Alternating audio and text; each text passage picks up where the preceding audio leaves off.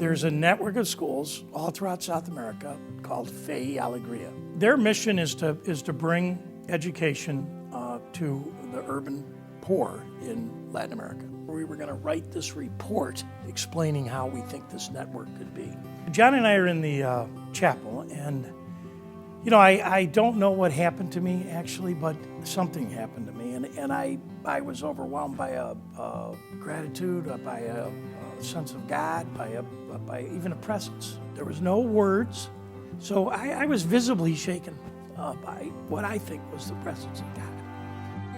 You know, we're in a room, the conference room, and we had a whiteboard, and well, you know, should we say this, or you know, should it be a Jesuit work, or should it be this? And you know, I could start a school in Cleveland by the time you finish this report. It was a flippant remark. Larry Reuter, my high school English teacher, looked me right in the eye and said, "Why don't you?" Boom! That was the revelation. He comes back and he explains to me what he experienced in Peru. It was so obvious that it had touched him and that he had to do something about it. And I encouraged him. I just said, you know, that's something that we ought to be doing. In the fall of 2000, Rich wrote a letter to a few people. And it said something about, you know, I'm interested in talking to you about a new concept of schools. He wrote across the bottom of the letter, "Viva the Revolution." And we had a little meeting, maybe a week later, where he'd asked a few people that were interested in this to come. So when John Foley came to town and described the model of the school in Chicago, which eventually became the Cristo Rey Network model, I thought to myself, wow, a work-study program that could support a large percentage of the cost, and then our fundraising issue would be nowhere near what it is in a typical Catholic school, I'm in. I can distinctly remember when we sat down, we decided we were going to take kids that normally wouldn't have that opportunity and give them access to what we had. There's no question about the fact that in the beginning, when you start the school, you need to have a group of people who can pick up the phone and call 25 people and get 25 jobs. I think we begged, we pleaded, and we convinced some people to say yes, and thank God they did say yes, because it has grown into something that is fantastic and greater than any of our wildest dreams could have imagined. We visited here, and I called up John Foley. He says, "Are you in a Slovenian parish?" And yes, the parish had closed, and they got a small school building. We talked to Father Bosnar. Before you knew it, he said, "All right, well, we'll close the school next year, and then you can be here." And that was it.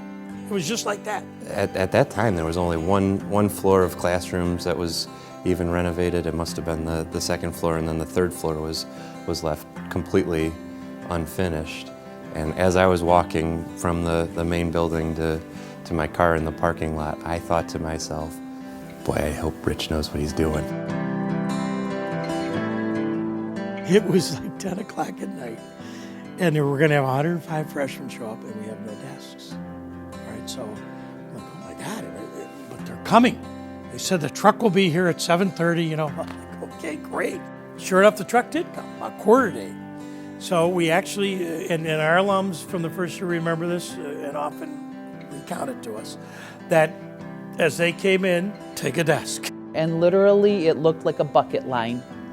There were kids from St. Clair up the main doorway, up the stairwells, and they were just moving those desks. So it went from person to person to person until every classroom on the second floor had the desks that we had been waiting for.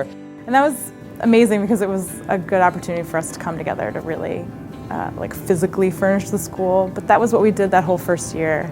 We really worked hard to create something that was meaningful and that we had all done together and that was really about community.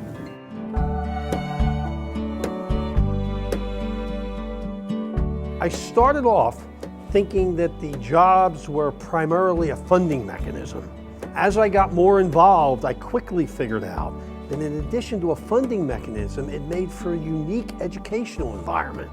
It took students that in many cases, no one in their life had a job and taught them the realities of interacting with professional adults and in a work environment.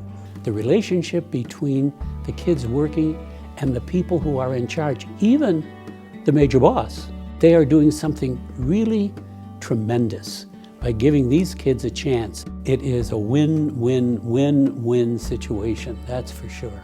They had a way of learning, an experience of learning that most students are not going to have. To be in the environment of a business, to be in the environment of other people they've never met, and adults they probably won't come in contact with. So we thought it was very special. This idea of kids going to school and paying for their education and getting work experience in the process just seems so logical to me and then to the people that I talked to here. There wasn't a lot of time spent on the decision. We were kind of mad at ourselves for not having thought of the concept before somebody else because it just made so much sense. Being where I'm from and a lot of these students are from, for so much of our lives we only see one thing or know one thing, and you get to go to a place where people can show you the other side and talk about the other side.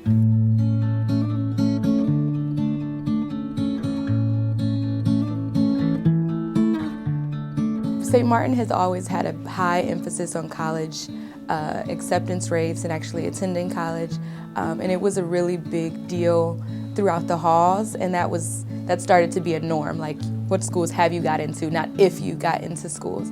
It's an unbelievable feeling. It's like opening up a check for $1 million that only you can write yourself because you worked so hard. When I opened up my first letter, it was a beautiful moment. I cried, and I couldn't write, I couldn't talk, I couldn't do anything. I cried and called my mom, and she cried over the phone with me. It was the most beautiful moment. I probably smiled and hugged almost every teacher I saw and thanked them for helping me become the person I am. They want nothing but good things to come. It's about finding your way. St. Martin's tries to give all these different opportunities. Eventually it'll blossom into some great idea, like how I shouldn't be doing what the rest of my class is doing because that's their path. And they stress individuality. We have somebody that is now following our kids weekly who are off going to college in various upper educational places. And I can remember somebody saying, well, we're in high school, we can't do that. Why should we do that? And there was a moment of silence and somebody said, I'd do it for my kid. I haven't seen this much idealism since I was in college in the 60s, and people really believed that they could make a difference. I mean, that they could be agents of social change.